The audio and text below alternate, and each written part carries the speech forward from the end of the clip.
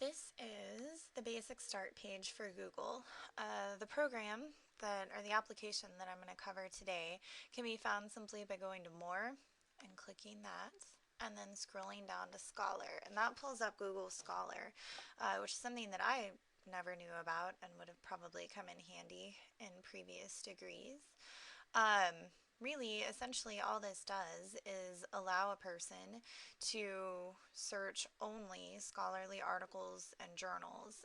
You have the option of just a basic search here where you can say you want articles that include patents or no. And you can also search legal opinions if you have some sort of legal issue you need help with. Or you can go to your advanced search.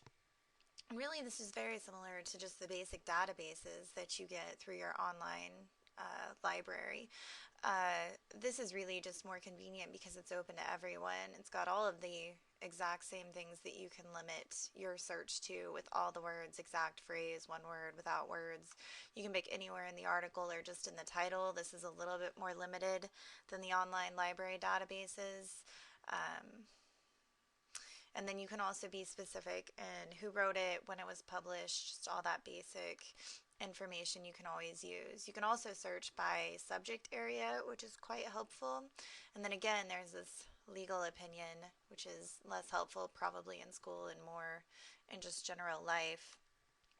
So today we are going to search for the Salem witch trials, because why not?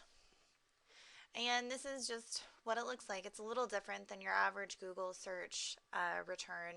There's no ads or anything, which is nice and convenient. And then it comes up with all of these lovely articles, which are considered scholarly.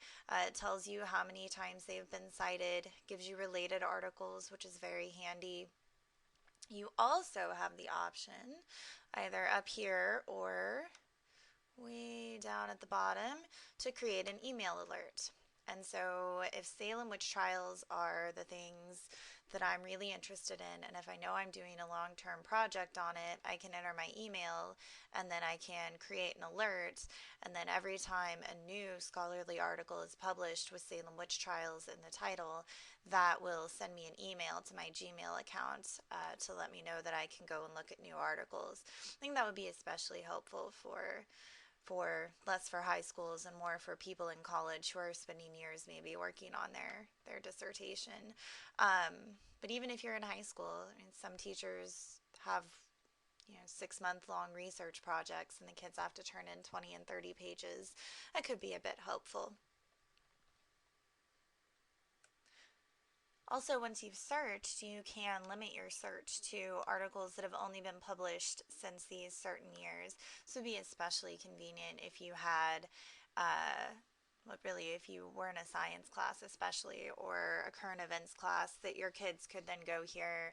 It would be very convenient to just do a basic search for what they want and then do a basic edit for the year. There are also preferences, which isn't something that most of my students would learn, but is really convenient if you have some ELL students or any foreign exchange student really, to be able to pick Spanish and get to see it all in Spanish. I know that's just pretty basic, but it's a convenient sort of additional thing that's really easy to get to.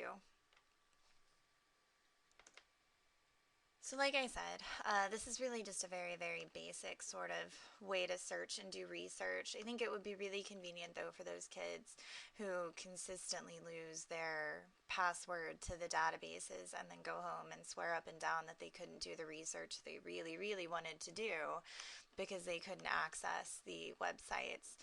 It's also convenient for those who maybe just have a really hard time understanding the library databases. Many of my students say that they're very difficult to navigate, and since Google is something that kids are so familiar with anyway, I think that this in particular would take a lot of the hassle out of trying to get a kid to search and get good, valid sources if you simply limited it to them using Google Scholar.